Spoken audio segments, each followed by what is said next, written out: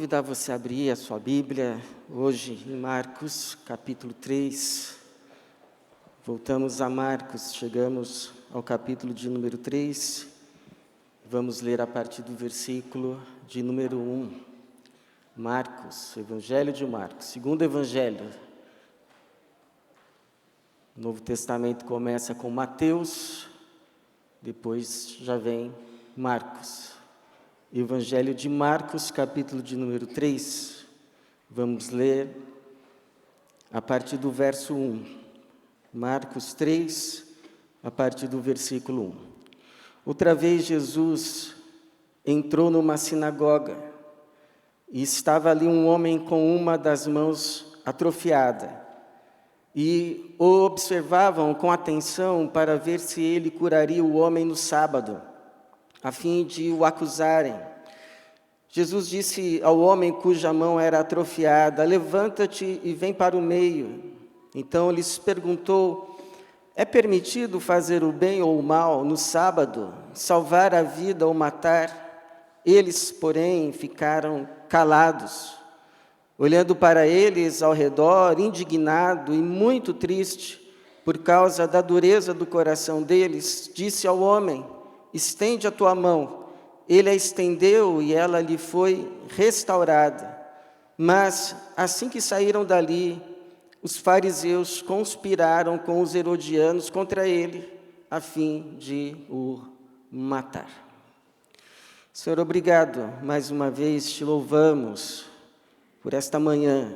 Obrigado porque o Senhor nos reuniu aqui mais uma vez e nunca nos reúne em vão. O Senhor tem propósitos para esta manhã e pedimos que estes propósitos se cumpram em cada viver, em cada mente, em cada coração, na tua igreja, para a tua glória, para o louvor do teu nome e para o nosso bem. Em nome de Jesus. Amém. Já há um bom tempo, eu visitei uma igreja a convite de um amigo, de um colega. Era uma igreja muito arraigada, que dava muita ênfase à questão do dia do culto, que deveria ser diferenciado de todos os demais dias. E o dirigente do culto começou repreendendo a congregação, dizendo o seguinte: eu estava passando por aí e ouvi muita gente falando o que não é próprio para este dia. E eu pensei comigo, se não é próprio para este dia, é próprio para os outros? Ou seja, eu não posso falar frivolidades neste dia, mas nos outros dias está liberado.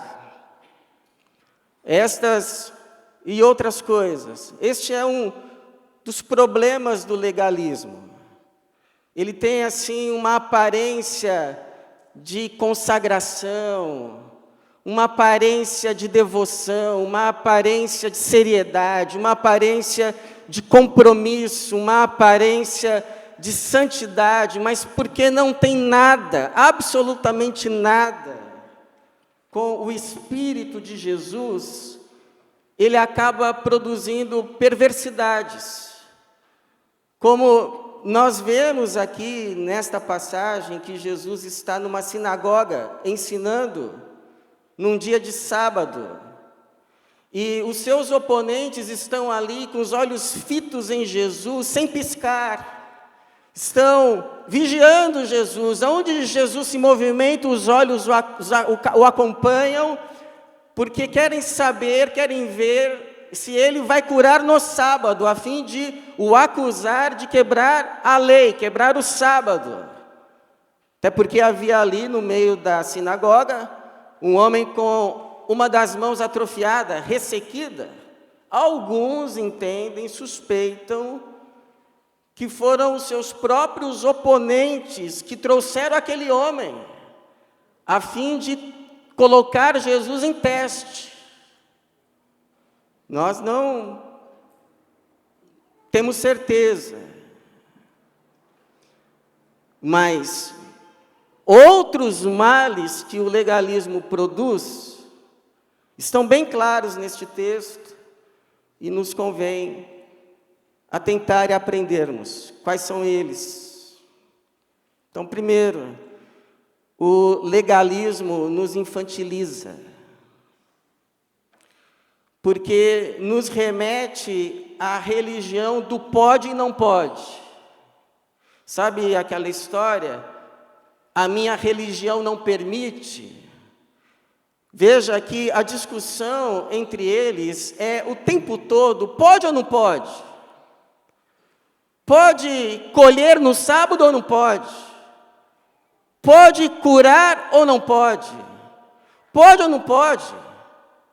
Quando, na verdade, o Evangelho de Jesus não é a religião do pode ou não pode.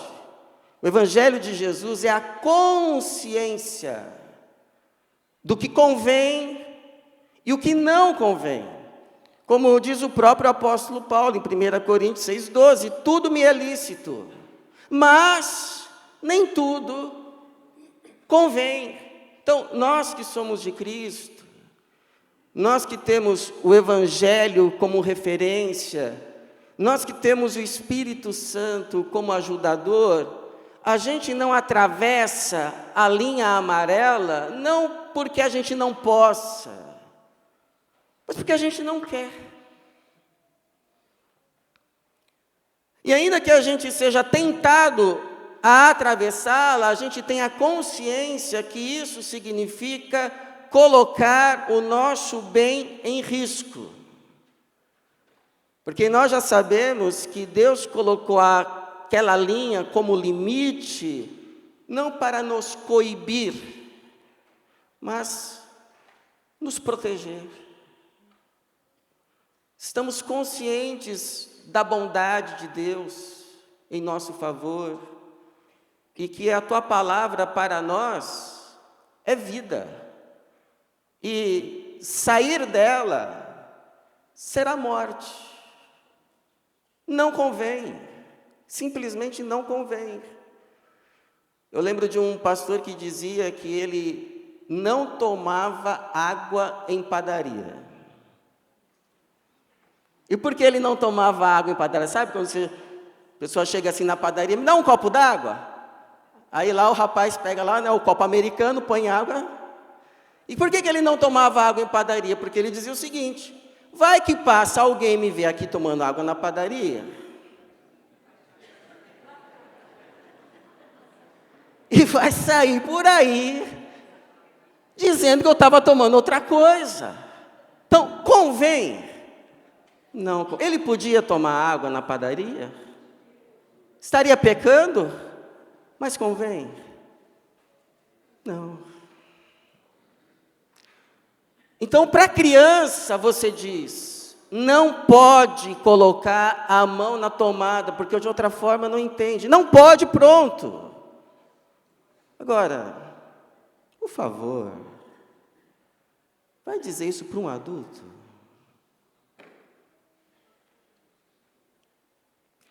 Consciência. Não convém. Segundo, o legalismo endurece o nosso coração. Esses dias fui pegar uma maçã, pensei que estava boa a maçã, mas quando provei, estava sequíssima, seca, estava totalmente enrijecida, dura como uma pedra. Eu creio que foi esse mesmo desprazer que Jesus sentiu quando perguntou às pessoas que estavam na sinagoga.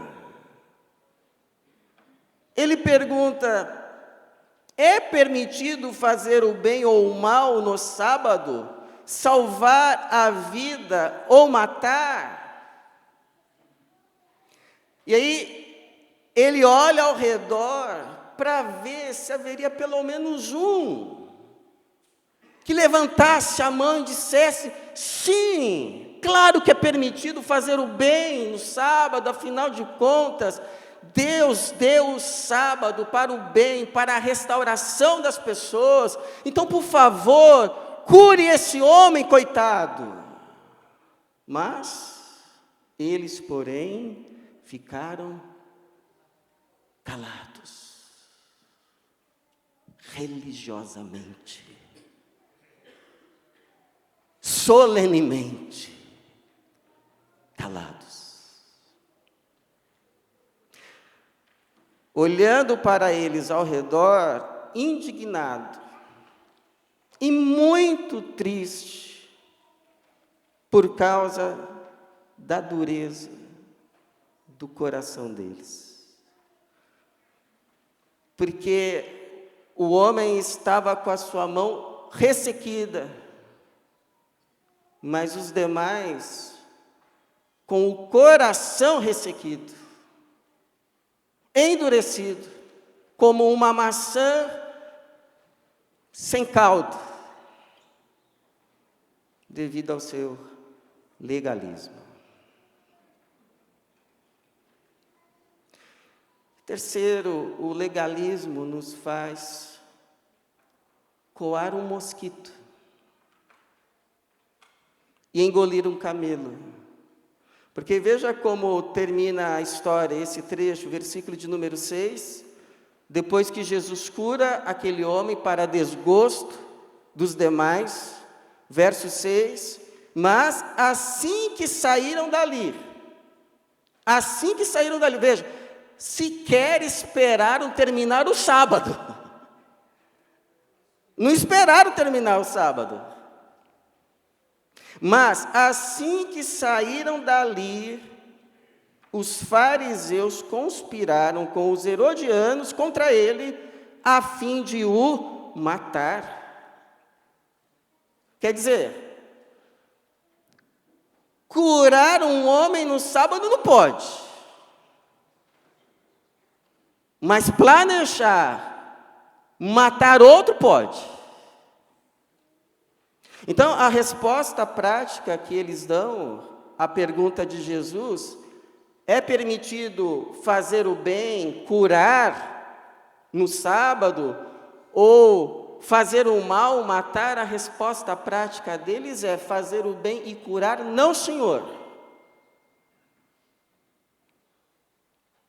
Fazer o mal e matar, se nos convier, sim.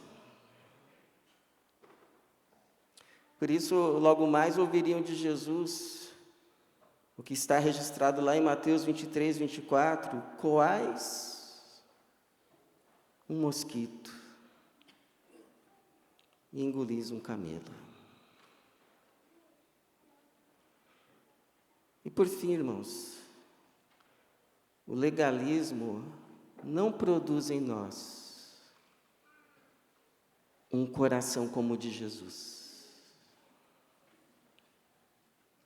Como é esse coração de Jesus? É um coração que não esconde nada. Ele chama o homem para ser curado, ele sabe que está sendo vigiado. Ele sabe que a depender do que ele falar, do que ele fazer, vai receber retaliação. Ele sabe. Mas ele chama o homem para um meio onde todos poderiam ver, ninguém precisaria esticar o pescoço, olhar de lado, não, está no meio, para todo mundo ver publicamente. Até porque o que Jesus teria a esconder? Deus não tinha dado o sábado para a restauração das pessoas. Então, quando Jesus restaura a mão ressequida daquele homem, não restaura só a mão, restaura a vida toda. Porque esse homem poderia depois conseguir melhor trabalho, mais chances de ter trabalho. Então Jesus, na verdade, não quebrou o sábado, antes cumpriu plenamente o seu sentido, princípio e propósito. E é um coração que quer o bem do outro por completo. Jesus não abençoa ninguém pela metade. Ninguém. Eu lembro do caso de duas senhoras conversando, e uma estava reclamando para a outra que, após o falecimento do marido, ela recebia apenas 4.000 por mês. A outra disse: pois é, eu recebo 400. A primeira: mas 400 está bom para você, né? Quer dizer, 4.000 não está bom para ela, mas 400 está bom para o outro. Eles podiam estar fazendo esse tipo de afirmação. Tá, ok, ele está com uma mão com problema. Mas ele já tem a outra, tá bom para ele, não tá? A pergunta seria: estaria bom para você? Por isso, Jesus, sem levar conta, disse ao homem, verso 5, estende a tua mão, ele a estendeu, e ela lhe foi restaurada, plenamente, porque Jesus nos quer ver abençoados por completo. Ele não quer ver ninguém fazer o bem para ninguém pela metade. Ele quer dar vida, vida com abundância, vida plena, para todo mundo. Para mim e para você. Você sabe que nós estamos fazendo algumas reformas, você deve já ter percebido, nas nossas instalações, e isso talvez levante a pergunta: para quê? Será que é a estrutura pela estrutura? Ou é a estrutura para o bem das pessoas? Para a vida? Ou, inclusive, para pessoas que trabalham aqui todos os dias, na semana? Ou será que dizemos assim: olha, eu nunca trabalharia numa sala dessa. Mas para ele está bom, né?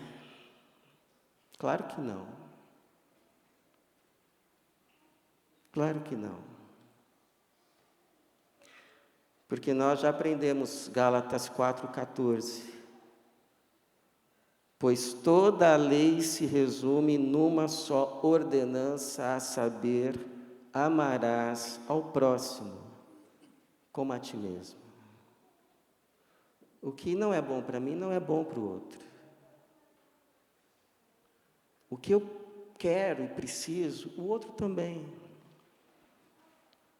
E esse nosso Evangelho nos leva a desejarmos não apenas sermos abençoados nessa terra, mas que outros também sejam abençoados, inclusive por meio de nós. É isso que nos faz discípulos de Jesus, igreja que segue Cristo. O Marcos vai encerrar a sua discussão sobre sábado aqui. Por isso, como eu não vou ter outra oportunidade, eu vou te perguntar isso hoje. Para você,